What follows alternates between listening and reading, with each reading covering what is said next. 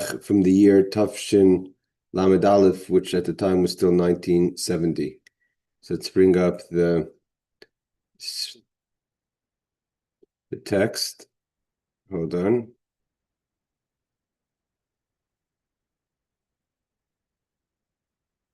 Okay.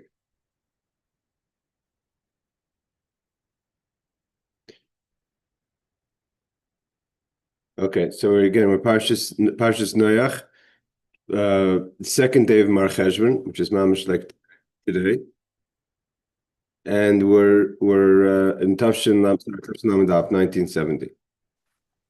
Hey, Aaron, hold on a second. Trying to correct the page here.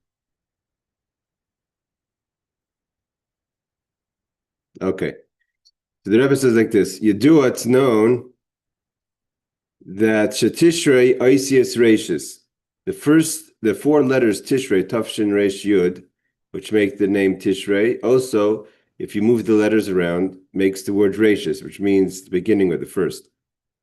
Even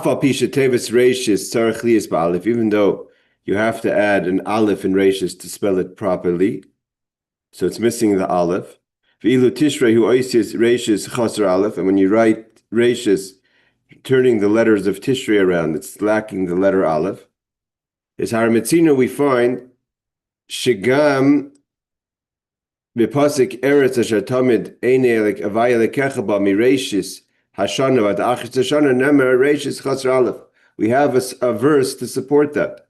This the verse that says that God watches Eretz Yisrael from the beginning of the year to the end of the year. It says the word Reshis missing the Aleph. But once in a while, so we have a source that we could say it, so to say, with lacking an aleph. It's not such a geferlich. It's not such a hard thing. And once look at ask the question, the pasuk atzmai, the spelling has to be with an aleph. That's the way one spells it. So the question would be in the verse itself, Madu Reishis Chaser Aleph. So why is Reishis when you say that God watches Eretz Yisrael from the beginning of the year to the end of the year? Why is the aleph missing? The Gemara asks this question. The Gemara answers. The Gemara says, this is an idea that's brought down. We spoke about it this year in my Sukkah. That Kol Shana Shiroisha B'Tchilasa Misasheres V'Soifai. Sorry, Kol Shana Shirosha B'Tchilasa. Every year that starts off Rosh Hashanah means in poverty in the beginning. Misasheres V'Soifai will be wealthy at the end. So if you start off in a poor situation in the beginning, poor can mean many things, poor in a lot of things, but a year that starts off, so to say, negative in the beginning ends positive, ends with wealth. Like it says, Kol Shana Shirasha B'Tchilasa, any year that starts off in a negative, in Russia, in poverty, Misasheris is wealthy at the end. The Gemara says that the fact that it says the year, it says Reishis without a aleph, means to say also Reishis could be in this case poverty. So the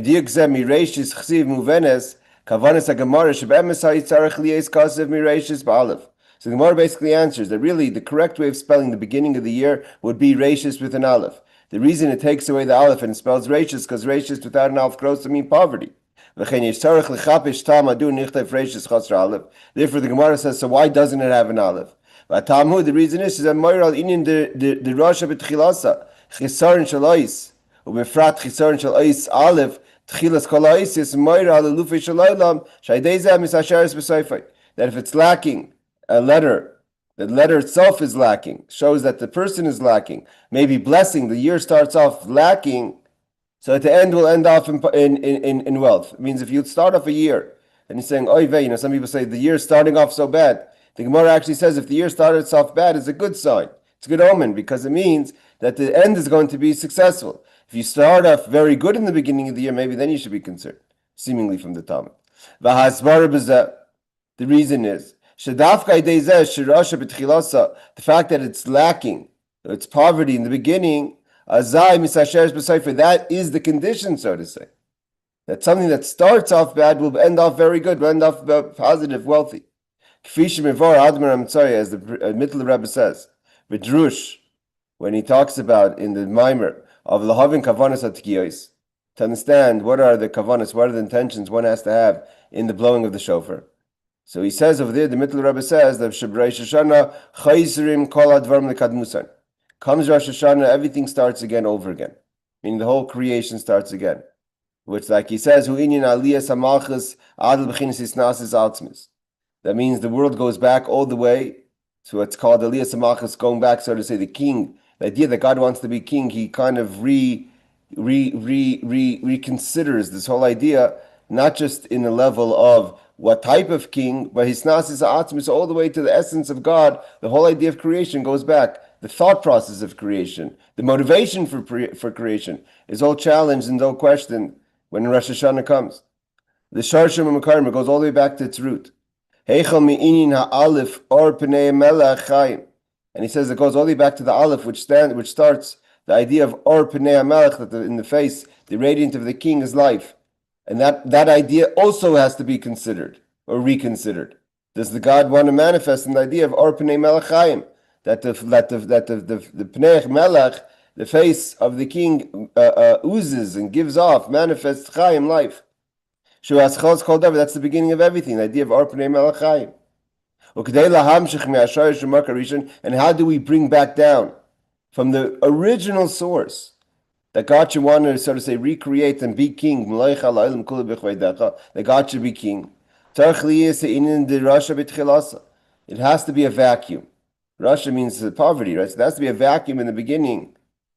So the Mitzvah says, and that's the condition, that there's oisher, there's wealth at the end. So the condition for wealth at the end is that even if there's going to be poverty in the beginning, don't worry, there'll be wealth at the end. But almost there's a condition that how can there be wealth at the end? How can we have that God should be king? There has to be the vacuum.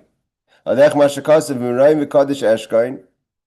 God rests all the way up, Maraim, from a high place, Kodesh separate, Eshkain, God rests in the word Shechina. Dafke Vestake Vishval Ruach, and where does he want to go down to? This is the humility.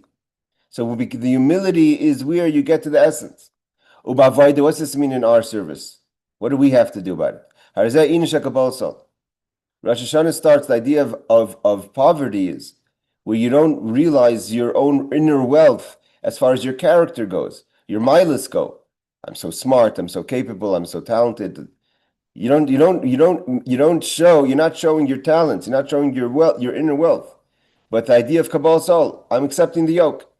That's an act of, so to say, poverty. It's not about you at all.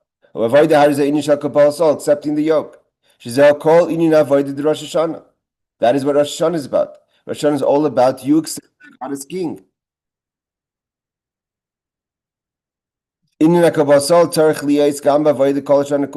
Rebbe says, of course, the idea of Kabbalas, accepting the yoke, is not something that's only exclusive to Rosh Hashanah. The whole year we have to have Kabbalas, accepting the yoke of God. Meaning to say, how does that demonstrate you accept the yoke? At the end of the day, it's not about you. It's not what you understand. It's not if it works for you. God says this is what you have to do. This is what you do. At the end of the day, the way we serve God is not because our minds or hergish, our feelings, tell us this is the right thing to do. Or at least your mind or heart don't distract you or don't pull you away from serving Hashem. They don't get in the way of it. The avodah has to be, he says, the whole avodah is that we accept God as king. It's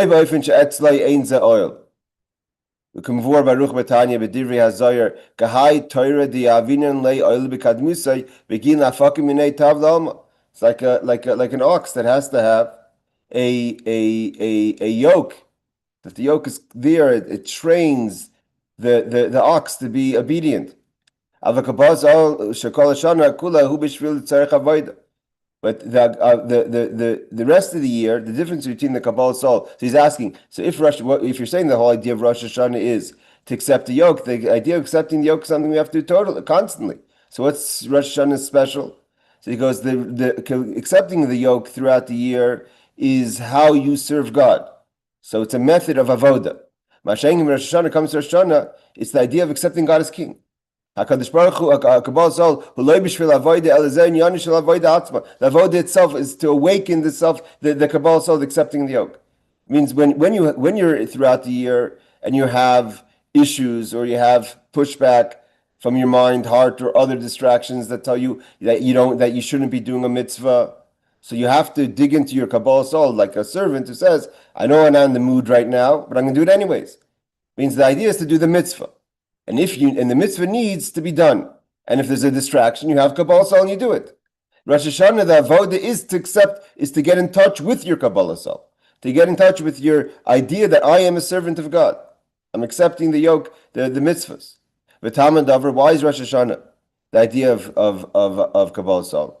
We want to reawaken that God should be the king, and we have to awaken from the core, from the source. Again, not where God is kind of withdrawing a bit in his kingship. He's king, but he's kind of withdrawing a bit and he wants to see how we behave. He's going all the way back to Shorish Market, to the root where he decided to be king. It means at the beginning of the whole concept of creation. So in order for us to awaken within God that at his core he should want to be king, we have to go back to our core, to the etzem. And the etzem is that I am a servant of God. That the Rosh Hashanah is not a time to try to demonstrate your revelations, meaning your uniqueness, your sechel, your intellect, your feelings, your talents. That's not the time, Rosh Hashanah, because you're not getting in touch with God's revelations. You have to awaken within the essence of God that he wants to be king. So you have to awaken within the essence of yourself. I am a servant of the king. Before you actually awaken your talents, your giluyim, you have to first get in touch with your Kabbalas Sol, accepting God as king.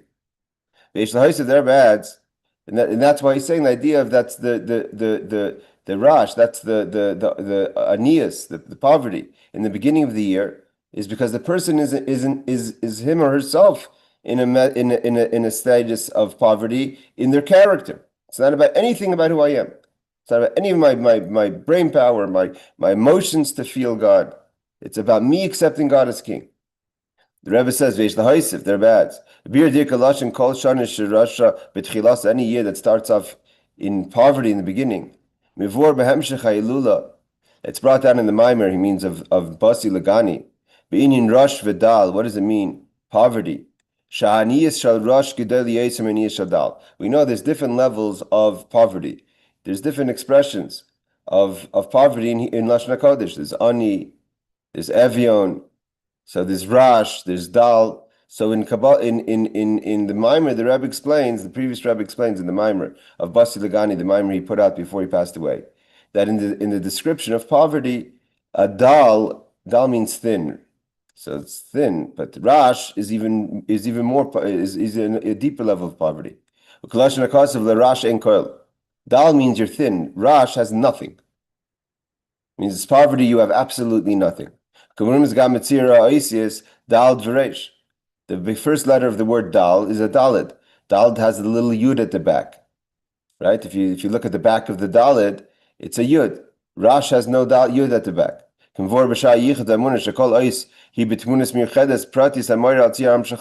We know that the letters represent how it brings down a flow.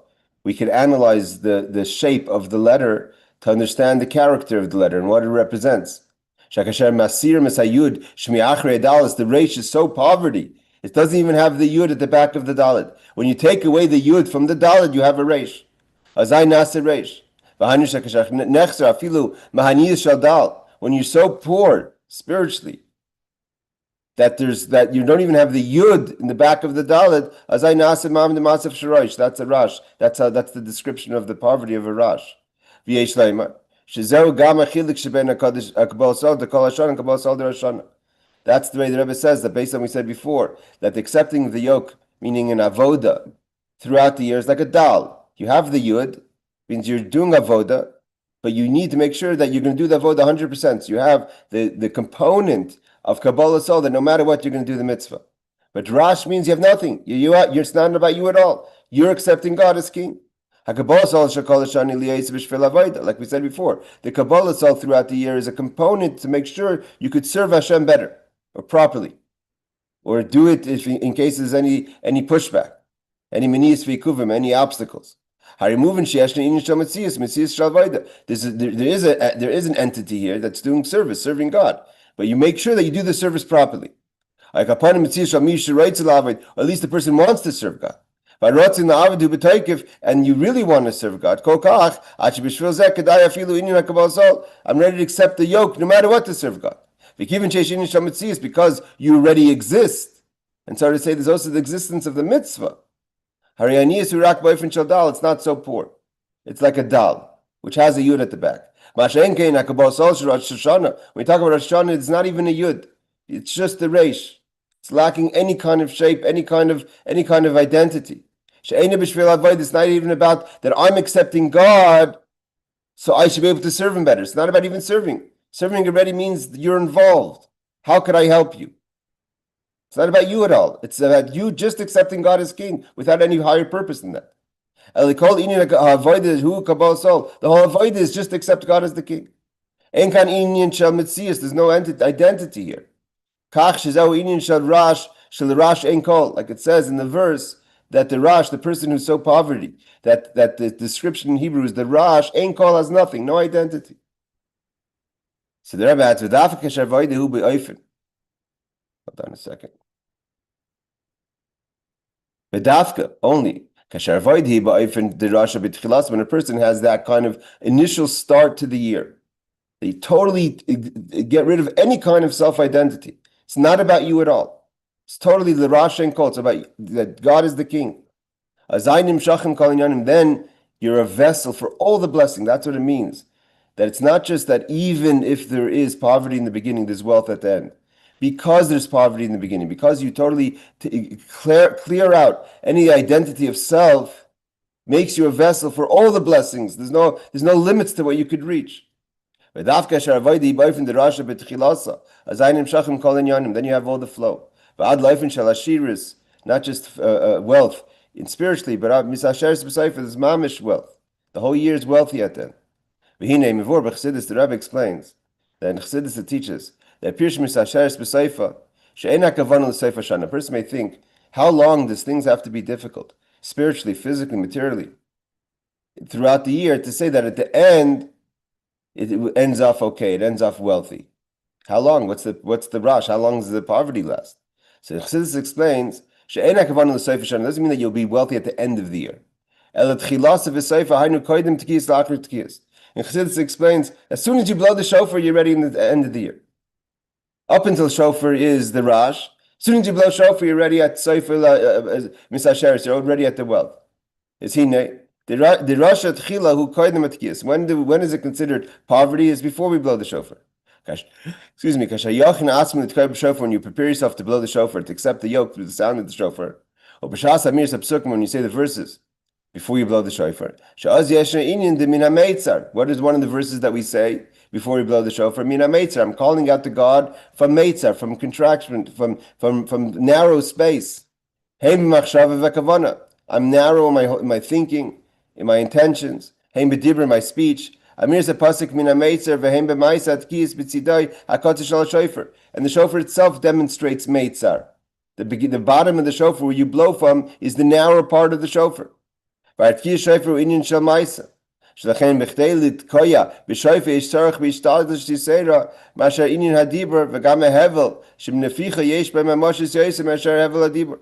Saying that you have to really, where's the real maisa of rash, of narrowness, of accepting the yoke. The shofar is when you have to, it takes a lot more energy to blow. You put that energy in the blowing of the shofar even more than the speech of saying the verses of Mina Meitzah.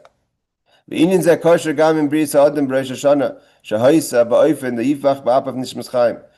the day of Rosh Hashanah is the day man was created, the sixth day of creation, when God breathed into man the living breath of the neshama. So the Rebbe says, Mechad Gisa on one side, Nimshach Inyan Hanaficha Mipnim Zachayis. God blew in from the inner depth of God's, so to say, existence, blew in a soul into the human form. Like it says, when someone blows, you're blowing from mitoiche, from within from you can't blow from externally. You have to really take a deep breath through your lungs and blow out. from the really inner part of the person. That unlike anything else in creation, the human being was created, where everything else is created from the external. The human being was created from the Yibach Ba'ap of God, blowed, so to say, from his inner core, which represents the connection to the human, from the human to God, is an essential, deep connection, because the human's creation comes from the tocha, from the breathing, from the blowing. Shu'inin hadibur, that the rest of the world was created through speech, which is not so deep, where breathing is much deeper. Therefore, so too when it comes to demonstrating the Rash, the Kabbalas all, this accepting the yoke, when we say the verses before the shofar, and we say the verse min hameitza, that we're calling out to God from a narrow space, we're feeling very limited, very such a meitza. We have no definition. We have total bittul, but nevertheless, it's not as deep as the blowing of the shofar, which requires the person to dig even deeper than just the speech of the verses of the shofar. But he says, so the rest of the creation was created through speech. And the Shamas Yisrael, but the souls of the Jewish people, come from the inner depth of God's being. Well, on the other side, we find the fact that there's the sound of the shofar coming from your breath, from your blowing, means that it comes more physical than the sound of speech. Therefore, it's so powerful that even the body of a person that was created lifeless could get life from the blowing of God's breath, so to say, into the form of man. Like we learned, I think it was last week, that the difference between the human creation and the animal kingdom, the animal were created from a lower start, but their bodies are not so low. It's ruach and afa. It's ruach and mayim. I think eish ruach mayim afa. So it's ruach and mayim. Whereas the goof comes from eish and afa. So the goof of the animal is higher than the body without the soul of the human. Because the animal was created alive. The human was created unlike any other creation. Every other creation was created complete. The animal came out a live animal, means the body and soul came out together. By the human, first God formed the body, lifeless, and at that moment it's much lower than the body of the animal. It has absolutely no life in it, and he breathed in it the breath of life. The ilu gufa adam person, had no life, not just a godly soul, had no life at all. It was just a goylem. It was just a lifeless glump of body. And God breathed life into that goylem, into that body. We see that in the Mamarm of Torah in the beginning of last week, that talks about why is it that the human was created different than the animal. So the Rebbe says, so too shofar. You need to put it in that much more difficult to blow shofar than to talk. She's admu.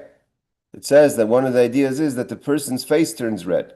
Sometimes people shout, they also turn red, but usually when you speak, you don't have to. You don't see the physical effect on the person when the person speaks and when the person blows the shofar. It says it's brought down that she's admu pnei hatekeh, the blower's face turns red. Where's that quote from? It's brought down from the Arizal. And what's the idea? Inyan hademum is hapanim. What's the idea of the redness of the face when you blow? Means you have to dig into deep energy. The regular energy to talk, that your so to say complexion doesn't change, doesn't require so much energy, so that your complexion stays regular. But when you blow the shofar, you have to put in more energy, and therefore your face reddens. You have to dig in deeper. So again,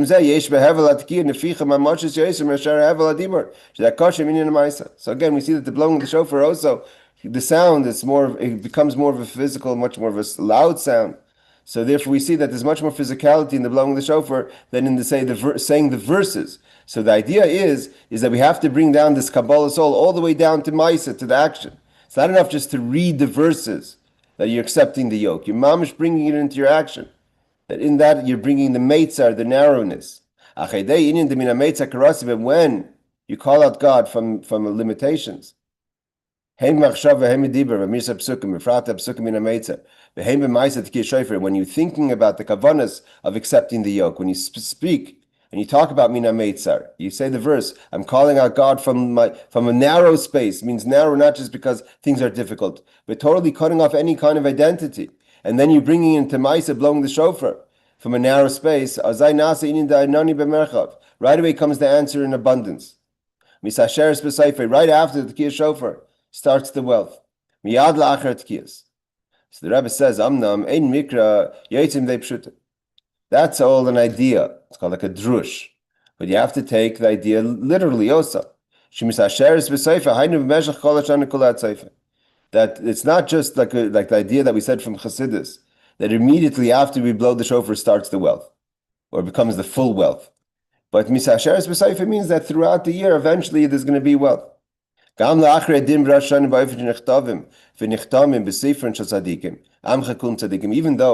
that in Rosh Hashanah everyone hopefully was signed. I'm not going to add the word hopefully because the Rebbe doesn't say hopefully. It says everyone was signed signed and sealed in the books of the righteous. Like it says, all the Jewish people are righteous. And nevertheless we find that a person is judged every day. We talk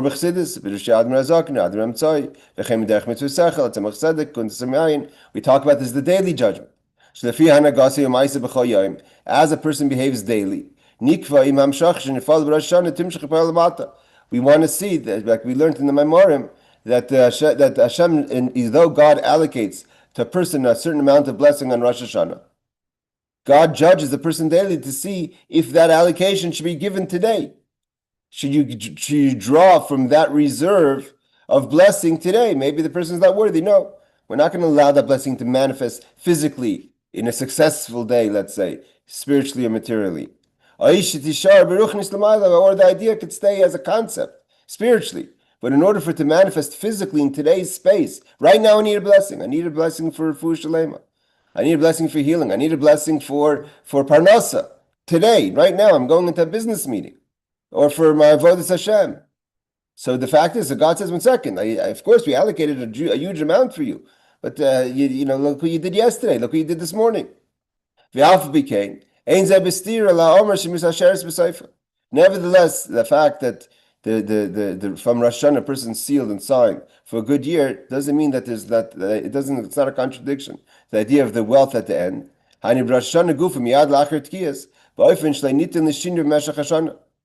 Ki kasher avoid the Roshani boyfriend the Rasha b'tchilasa shedani Kabbalas Sol as a nice and koich shachlatois shniskal Roshani give a takev. So Rebbe says, what's the idea? That why is it not a contradiction if you're constantly being judged? Because the Rosh Hashanah, the allocation you were given is because you accepted the yoke on yourself, and because you accepted a firm commitment that this year is going to be a better year. So Rosh Hashanah gives you the ability to overcome the difficulties throughout the year and to stay on course. You're given the strength. Tashachlot is the resolutions you made in Rosh Hashanah. You should have them with the strength. They shouldn't change. If a person doesn't have the right resolutions, not in the same strength, then it could change. Okay, I committed to the diet, but I didn't really take everything into consideration, right? So then it doesn't hold water. But he says, when a person accepts the resolution very firmly, there's going to be no change. That means throughout the year. Now that we're leaving Tishrei, we're going into Cheshvan, or the end of the year. A Jew could stand strong like he or she stood in Rosh Hashanah with the same resolve of our commitment to godliness and to Torah mitzvahs. As our Rosh Hashanah Dikayid, the Rebbe says a person could lift themselves up to not just be a Rosh Hashanah Jew, that you only show up for Rosh Hashanah, but the whole year Rosh Hashanah Jew, that the whole year you're a Rosh Hashanah Jew. Kivan shekabbalas ha'achlotas ha'isa etzlai mimakom shelamayla mishinuyim, because you were able to reach a level of consistency within yourself. You took the resolutions from a place that is consistent. There's no change. And that assures that if your resolution in Rosh Hashanah was from such a deep place, that you're consistent and your resolve is solid, so then you're going to see the wealth as it comes manifests itself throughout the year. And because we said that the whole month of Tishrei means Reishis, the beginning, and also poverty, that he says that right now we're sitting here Shabbos Noach, and it's after the holiday of Tishrei, the whole month of Tishrei, and we're after Simchas Torah, even after the post-holiday. And we already called out in the synagogue, it's time for Jacob to go on the road, right? Hit the road, Jack. But if a person has a solid resolve, even as you go into the next month, and we're entering the month of Cheshvan, you're still drawing and connected to the month of Tishrei. Now that we're holding the first of Cheshvan, and we see that Rosh Chodesh Cheshvan always goes into Tishrei. Why? Because the first day of the month of Cheshvan is really the 30th day of the month of Tishrei. Whenever there's 2 days of Rosh Chodesh, the first day of Rosh Chodesh is the last day of the previous month. Because we know, like we learned in the laws, that Rosh Hashanah, that the month of the Jewish month is 29 and a half days. So when you have some months, sometimes we carry the half day in the end of the 30th, and we have 30 days, and sometimes we carry it only in the next month. So we have, if you have 2 days of Rosh Chodesh, the first day of the new month is really the 30th, is also the 30th day of the past month. Also, like if you have to write a document on the 30th, on the first of Rosh Chodesh Cheshvan, you're not going to write the first of Rosh Chodesh Cheshvan, you're going to write Lamed Tishrei. It means you're still mentioning Tishrei. We know that Tishrei is always a full month. There's always 30 days in the month of Tishrei. Certain months that are always 30, certain months that are always 29, and certain months that are kind of, could be here or there. We know that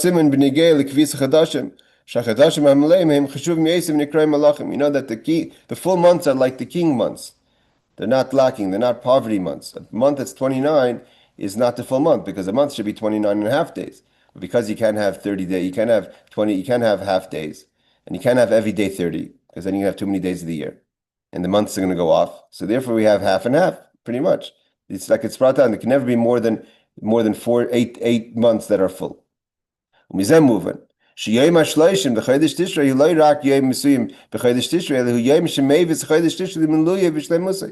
what do we see from this? That not only is the 30th day of Tishrei also day of Tishrei, it actually completes Tishrei. Because what makes Tishrei a special month, a full month, is the fact that there is the 30th day. And that 30th day is already part of, is also part of Cheshvan. It's Rosh Chodesh Cheshvan.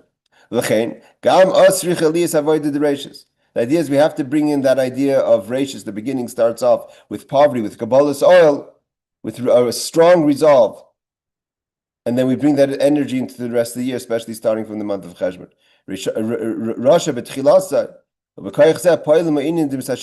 And that allows for there be the wealth at the end. Already when we come today, that Thursday today is the second day of Cheshvan, second day of Rosh Chodesh, which is the first day of the month of Cheshvan. That right away, already we have the effect of the oisher, of the wealth, carrying over from the month of the Kabbalas soul, of the accepting of the yoke of the month of Tishrei.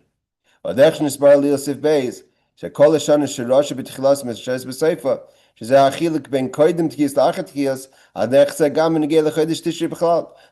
like we said from the name of the Mittel Rebbe, that the idea of that poverty in the beginning and wealth at the end means before blowing the shofar and after blowing the shofar. So too, in a more macro idea, there's the month of Tishrei, which the whole month is called poverty. From the word Tishrei, you move around the word is Reishis, Rosh. That right away you go into the first day of Cheshvan, we're going to start seeing the signs of the success of the wealth. We have the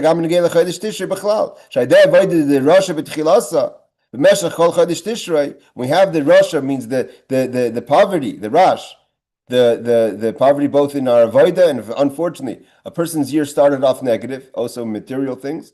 If your health or if your wealth or other things that maybe didn't go so well for you in the month of Tishrei, you should know that that's a sign that right away coming month of Cheshvan starts good things.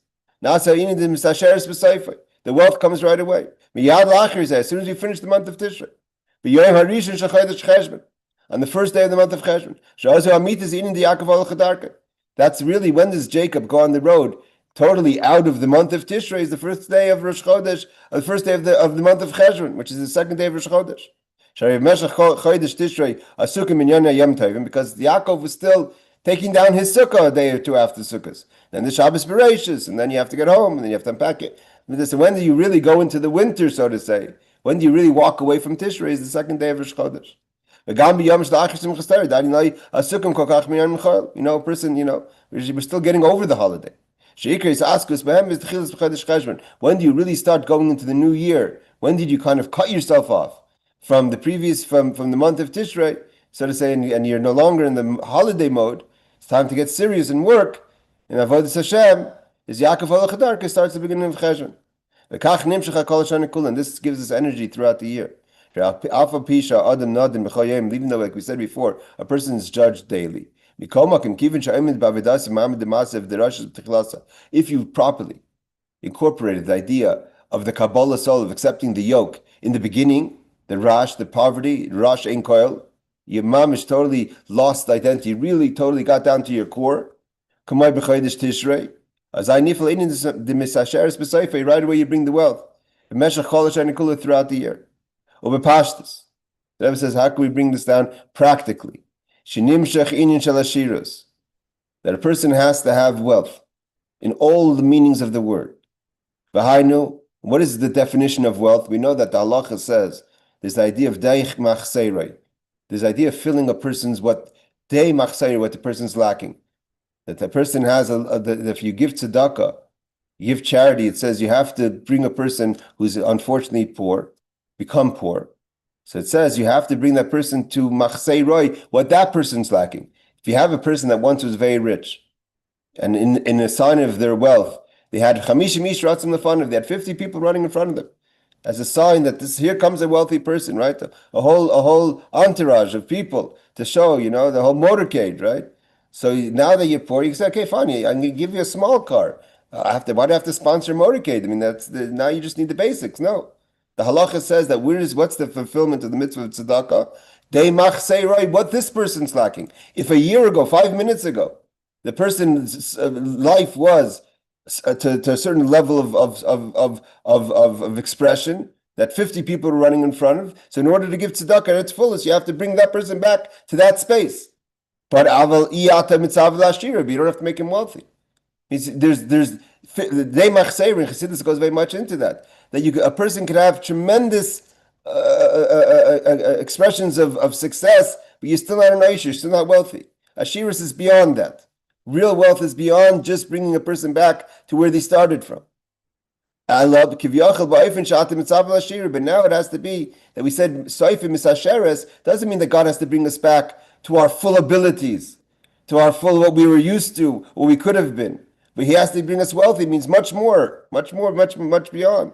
And the Rebbe says we're not just talking about spiritual wealth. Torah, meaning to say that you're going to learn fantastically. Became a mitzvah, fulfilling the mitzvahs fantastically. The Rebbe says everything has to come down in Maisa. That physical wealth. That manifests in physical things. Whether it's the money a person needs, that's not just the person should have everything that they're lacking. But a shiris, total shiris is a total different mindset than you just have what you're lacking, even if what you're lacking is a large amount. It's a mindset of an oisher, of a rich person, or anything else that is in the physical. It could be your health, it could be other things, your social life, etc. Heichel, the Rebbe says, starting Michaim Toivim, a yid should have a good life. Uman de Yav Chay Yav Mizaynai. That when you're talking, what does it mean? Life is the one who could give life. He give also the one God who gives life. Just like we could live, He could also give us parnasa. God doesn't just have to create us. The person says, "Well, how is He going to give me parnasa?" He gave you, He made you. You're alive. So if He made you life, if you're alive, He could also provide for you. Bonei in the blessings of children, Chaye in our health, Mizoine in our success, in our parnasa, Vikulam and all them, not just to have the basics, but in the Revichin in abundance. Kain Tiyalanu, the Rebbe says, so should be. Amen, Kain Yehi Ratzin. The Rebbe gives a tremendous blessing that should be. He uses Amen, Kain Yehi Ratzin, may it be God's will. We know the idea of Yehi Ratzin means that even if there wasn't a will, not just that it should be, but there should be a will from God that it should be that way. That when we say Yehi Ratzin, let it be God's will, means that if there is no will from God to give this person a brach in Ashirus, now let there be Kain Yehi Ratzin, God should create a new will and a new desire and say, yes, I want to give this person Ashirus. And whatever it means for that person, whatever they need. Again, in health, success, in nachas from their children. Excuse me. And this is how a person has to have the mindset that after we leave the Tishrei, which is also Rosh, which means from the word Rosh, we go into the month of Cheshvan. We start with the brachas of Misasheres B'Soifei. Ha'inyan, when a person, the Yaakov halach l'darka, Yaakov now goes into the month of Cheshvan. Yaakov goes on his and her way. Einei stam b'chiras pasuk. Ela'az maschala emes ha'inyan the Yaakov halach l'darka. We're not just saying this is a pasuk. Yaakov goes on his way. That this is the idea. It's true. Yaakov goes on his way. Which means that although Yaakov, where was he going? He left. Although the pasuk Yaakov Darcha is talking about after he left Charan. It's always kind of the verses go together. The verse actually Yaakov Darcha is after him and love and split. But also the idea of Yaakov leaves Beersheba, the well of 7, which is of an abundance. But Charan, he goes to the anger of the world. The Charan Af Shamakim Bailim. He goes to the angry place of the world. Right? The world's very angry today. All the narratives, all the screaming, all of this, all anti-God. Parizu Halicha L'Darke. That's the place. That's where Yaakov has to go to be effective. Livnes Bayis V'Yisrael. For Yaakov to build his family, to find his wives, build his family, have his children. He did that all by loving in the place of Charan, in the angry place of the world. And when Yaakov heard from God the promise that I'm going to be with you on this journey, it says when he heard from God the good news, God assured him that I'm with you in this journey. His heart and his feet jumped. It was an easy. He walked with a bounce. Like when a person walks heavy, it's hard to walk. Oh, where am I going? I'm going to Charan, I'm going to Lavan. It's difficult. But God came to him in the vision of the ladder and said, I'm with you. This is a journey. You're going to come back home. So Yaakov, it was kal. He walked kal aleches. It was easy for him to go. So too when we go into the month of Cheshvan, after we got the good news, Tishrei, that we went through the month of Tishrei, and we were sure 100% after Shemoni Yetzeres, after Shana Rabbah, that we were blessed with the Shana Tovim Mesukah. Now we go on our way. We have to go into the world to be effective. Live in nice bias, build a house for God. Our house, a Jewish home. Making God a resting place, a dwelling place in this world. How do we do it? Through the Torah v'kim mitzvahs, the study of Torah and performance of mitzvahs. We don't just do it schlepping. We don't come schleppers in the world. It's in a wealthy way, in an abundance.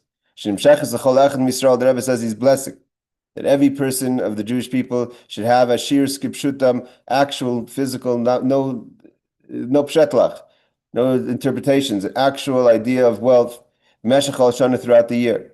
Ashir minyanim ruchnim, you should have wealth in your spiritual growth.